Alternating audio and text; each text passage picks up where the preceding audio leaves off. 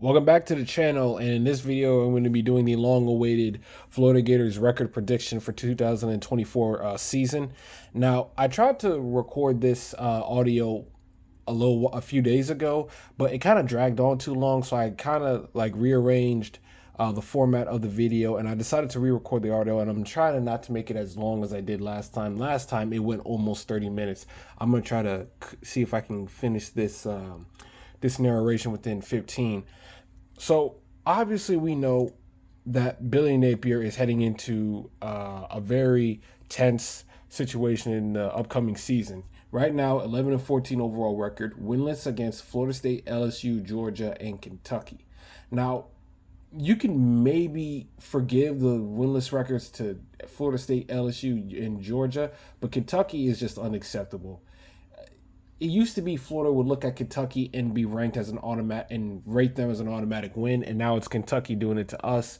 We used to have Kentucky used to have classes of players that could play 3, 4, maybe even in some cases 5 years at Kentucky and not get one single victory against Florida. And now it's the other way around, where Florida is on the verge of having 4 consecutive losses to Kentucky. That means we're going to produce our very first full length senior class to not have a win against Kentucky, and that's not something that you want on your resume with Billy Napier. He wasn't the guy that broke Florida's 31-year win streak to Kentucky. That was Dan Mullen, but at least Dan Mullen can say he did beat him twice instead of going 0-2, and that's just not a good look for Napier.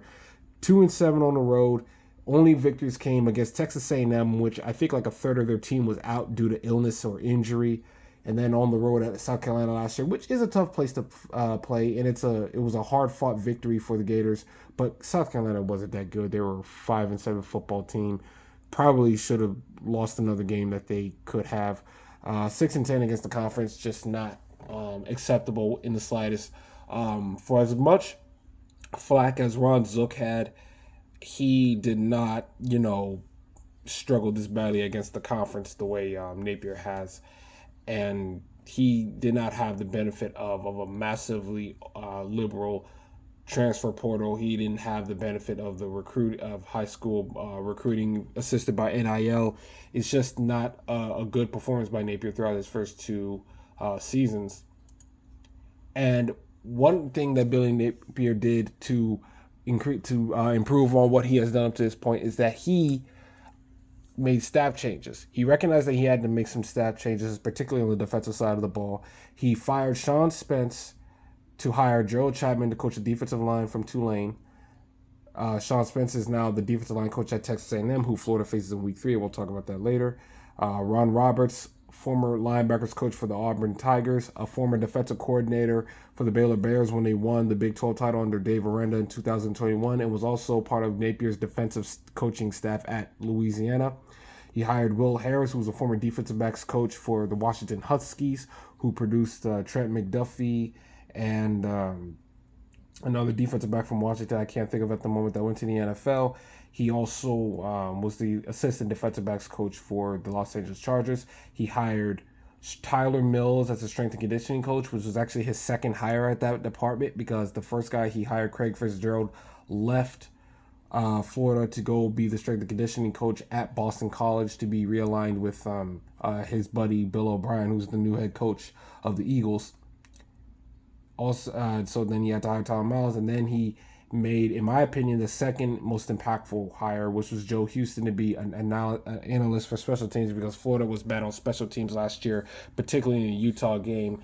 Players coming onto the field with the same jersey numbers, players not having all 11 players out there on the football field. It was just a pitiful thing to watch last season from Florida. And not only are you going to, did Billy Napier have staff changes, but in order for the season to be better, you also need players on the field that can play. And there is a benefit for Billy Napier this year in the fact that he has so many returning players that are experienced in his tenure and were part of that team last year. Graham Mertz, starting quarterback, played 11 games, got hurt in Missouri, so he couldn't finish the year against Florida State. There's a chance that Florida could have won that game had he played. You have Montreal Johnson, who's the leading rusher for Florida last year. Currently, he's injured with a knee problem. He is projected to come back maybe against Texas A&M, but it looks like Miami game is doubtful, and even his Sanford game is a little bit questionable. Sorry if you hear the noise in the background. Somebody's on their motorcycle. He's having Shamar James, who was leading the team in tackles before he got hurt, come back at the linebacker position. He'll have also returning players in Jason Marshall, Cam Jackson, Jake Slaughter. At the center position, who played 8 games for Kingsley Equicon, who was constantly in and out of the lineup. Austin Barber, longtime offensive lineman. Devin Moore, a cornerback projected to play opposite of Jason Marshall. Now let's talk about the recruiting. The recruiting under Billy Napier has been pretty good. Pretty respectable. 2023, 12th overall, 13th in composite, meaning no transfer portal players, and 16th in the transfer portal class per 247 Sports. 2024 repeats in overall and composite, meaning no transfer portal players, but was a lot better in the transfer portal, this time going from 16th to 5th. And some of the players that they acquired through recruiting in the transfer portal, Chimere Dike, who was a starting receiver for Wisconsin, played a couple of years with Graham Mertz before he moved to Florida. Elijah Badger, who was a productive starter for Arizona State last season. He was a spring portal addition. You have DJ Lagway, obviously a 5-star quarterback that that Billy Napier had been targeting since he was hired at Florida in late 2021. He targeted him for over a full calendar year. Committed to Florida in the winter of 2022. LJ McCray, a 5-star defensive lineman from LJ McCray, a 5-star defensive lineman from Mainland High School. Sorry, I could not remember the name of the school. Was able to snag him away from FSU's clutches, who were trying to flip him on earlier signing day, but Florida held on. Miles Graham, who was the very first 2024 commitment for Billy Napier and has been with the program long since, even before DJ Lagway. And also Joey Slackman, and just another example of a guy from the transfer portal that Billy Napier got, was highly rated coming out of the Ivy League, was rated the 4th best defensive lineman in the entire transfer portal. He's now playing at Florida. So there's a lot of good players that Napier brought in over the last 2 years that are key contributors, and not only returning players in terms of the guys I just mentioned. I also forgot to mention 4 players that were a part of the SEC all SEC freshman honors last year: TJ Searcy, Kelby Collins, Jordan Castell, and Eugene Trey Wilson, also returning for Florida. All 4 of those guys played a lot of snaps last year, like a lot of freshmen did, and they were very productive, earning the accolade that they have earned. They're key contributors to Florida this upcoming season. So now we've talked about how Billy Napier got to this point, the staff changes that he made, the returning players that he's made, the recruits and transfer portal players that he's added. Now we're going to break down this schedule. So here's the schedule. Miami, Samford, Texas A&M, Mississippi State, UCF, Tennessee, Kentucky, Georgia, Texas, LSU, Ole Miss, and Florida State. Those are the 12 games that Florida will be playing this year. I will be in attendance for week 2, September 7th, when they play Samford. Miami is the first of a home series that that Florida will be playing this year. Kind of like with Utah, they played at the Swamp and then played on the road to Utah. Florida will play Miami at the Swamp and then play on Miami next year. They face Samford. They start conference play with Texas A&M, get their first road game at Mississippi State, take a bye week, get UCF, go back on the road against Tennessee. Then they face Kentucky, and then their final 5-game stretch: Georgia, Texas, LSU, and Ole Miss, and Florida State. They have 9 opponents in the preseason Associated Press top 25. The only teams that are not currently ranked in it right now are Samford, FCS school, Mississippi State. They had a bad year last year, and they're hiring a new coach, and UCF. Those are the only opponents right now that are not ranked in the top 25. Even Kentucky is ranked in the top 25 this year, and Texas A&M, even though they just hired a new coach. So obviously a very stacked deck. And you mentioned the fact that Florida's playing all 3 in-state opponents: Miami, UCF, and Florida State at the end. So a very tough schedule for Billy Napier this upcoming year. does get the benefit of the fact that, his first 3 games are at home. And for any program, that's a major advantage when you can get first 3 football games all at home, not 1 neutral and then 2 at home, not 1 on the road and then 2 at home. All 3 are at home. So he'll have the very least have the crowd noise to his advantage in those games. And then that's when he'll start road play at Mississippi State the following week after. So the first 4 games here, like I said, Miami, Stanford, Texas A&M, and Mississippi State. I think Florida could go 3-1 in this stretch. I have them beating Miami, Stanford, and Mississippi State. Miami, uber talented, but they're consistent annual underachievers. But Mario Cristobal, at his time in Miami, has shown some severe lacking in game management, kind of like Billy Napier as well. Despite having a more talented team, he's lost to Duke, he's lost to Pitt, he's lost to NC State, he's lost to Rutgers, he's lost to Georgia Tech, he's lost to Middle Tennessee. Just a bunch of teams that you could argue Miami was the more talented football team the last couple of years, and he would find ways to lose those games. The Georgia Tech gaffe was one of the dumbest coaching decisions I've ever seen in my lifetime. And that's the reason why I think Florida could win this game, being that it's week, being that it's the opening day. The crowd is going to be insane. Cam Ward, new starting quarterback for the Miami Hurricanes that they acquired from Washington State. It's a new environment, not one that he's used to. I mean, I understand he's played on the road at Oregon and Washington, at Washington State, but I think the crowd noise at Florida just hits different, and plus the humidity.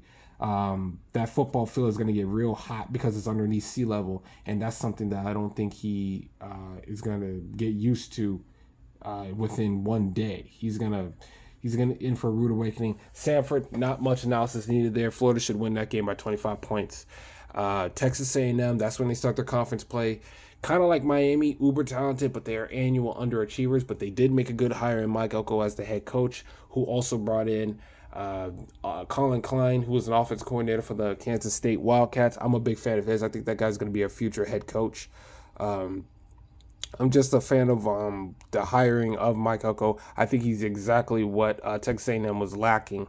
A guy that could bring more out of his recruiting classes, which is something Jimbo Fisher could not do. Mississippi State, so I have that game as a loss for Florida, because I think if you beat Miami and Stanford, you might come into that Texas A&M game with a big head, and there's a chance that Texas A&M could get you as that trap, as maybe not necessarily a trap game, but at some point you kind of wonder if the players are gonna fall off of cloud 9 and fall back down to earth. And I think Texas A&M is a sneakier opponent than what some Gator fans are giving them credit for. Mississippi State should be if there is one road victory Billy Napier can get, because he only averages 1 road win per year, it should be Mississippi State. You're more talented than they are. You have experience returning at the quarterback position. You're way more experienced coaching staff-wise than the one Jeff Lebby has at Starkville. And there's no Will Rogers. He left Mississippi State to transfer to Washington. If he was on the team, I would give Mississippi State more of a fighting chance. But I think Florida should handily win this game. And then they get their first bye week after that. Then here comes, after that first bye week, they're back at home for UCF. Then they get Tennessee on the road in Kentucky. Back at home for homecoming before the second bye week. Something about the UCF game being that it's right before Tennessee. KJ Jefferson for Arkansas last year went on the road and beat Florida in what should have been a victory for Florida at that point. And I think UCF, under Gus Malzahn, could have an ace up their sleeve and could be that sneaky tough team that could surprise Florida and win a game that they maybe shouldn't have won. When you look back at the season the following year. And I think UCF could upset Florida in this game, and I predict them to do so. On the road at Tennessee, I think Tennessee is going to be looking at the game the way they looked at South Carolina last year. South Carolina blew out Tennessee in 2022, and the players for UT wanted revenge the following year, and that's exactly what they did. They went out there, took care of business, they blew out a bad South Carolina team. I think they're going to be hungry for revenge against Florida in this game. Now, while I do predict Tennessee to win, it would not shock me if Florida won, because as Tennessee fans know better than us Florida fans, for some reason, even when it appears that Tennessee may have the better football team on the road, they find ways to lose to Florida. Look what happened last year. Look what happened the 2 years before that. Look at in the 2010s decade when Florida won 4 games in 2013 and 2017. They found a way to beat Tennessee. So I think Florida does have a fighting chance to win in this game because it's Florida versus Tennessee, and Josh Heupel is 1-2 against Florida as a Tennessee head coach. I'm predicting Tennessee to win, but it would not surprise me if Florida found a way to pull off the upset here. And I do think this would be, if they were to do that, I think that would be Billy Napier's biggest road victory by far if he were able to pull that off. And then the following week, Kentucky. This game for me, for Florida, comes down to pride. I think they should win this game. Way more talented Kentucky, and they have a new quarterback in Brock Vandagriff. The Wildcats do, but I think at this point in the season, you will have a pretty good idea of what to expect from Brock Vandagriff in that game, because so many games will have been played at that point. I think Kentucky will have Florida will be Kentucky's 6th or 7th opponent, so you'll have plenty of game footage. And like I said earlier, Florida just cannot produce a class that went 4 years without beating Kentucky once. They should not allow Kentucky to run the ball on them the way that they did last year and just bully them at the line of scrimmage the way Kentucky has the final few years. Kentucky has just been a physically and mentally tougher team than Florida, and at some point that's going to stop. And if you're Billy Napier, you got to win that game, because if you lose that game, and you're heading into that Georgia game with 3 or 4 wins, you're probably not keeping your job for next year, no matter how good your recruiting class is. And then they get their second bye week, and here come the final 5 games: Georgia, Texas, LSU, Ole Miss, and Florida State.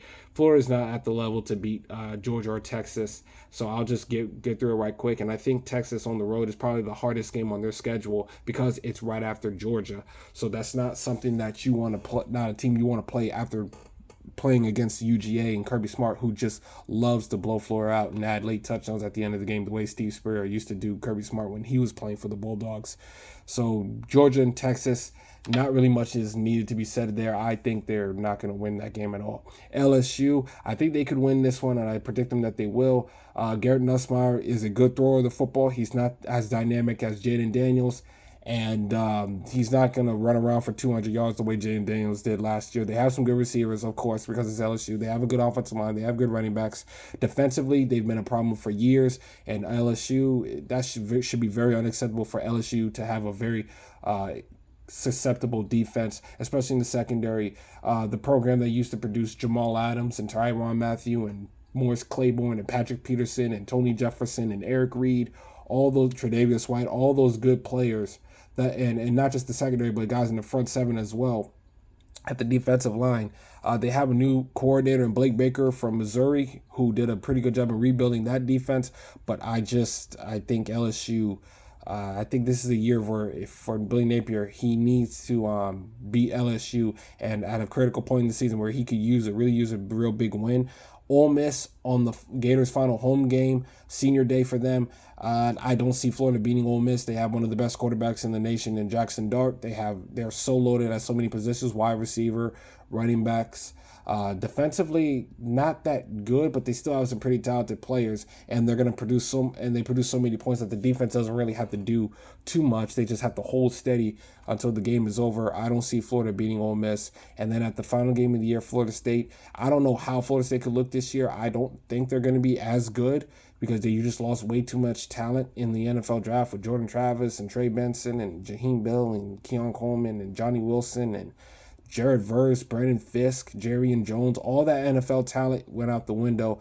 We're really going to see how good the depth is for Florida State this year. And I think they have a tougher schedule. I think they could walk into that Florida game with 3 or 4 losses. I don't think they're going to head into that Florida game 11-0 like they did last season. But either way, back to the game, I think this is the one year you could say Billy Napier definitely has more talent on both throughout his football roster than Mike Norvell. Not only because, like I said, the loss of talent that Florida State has, but the amount of players that Florida has coming back from last season that were actually good players, and the recruiting class that he's brought in.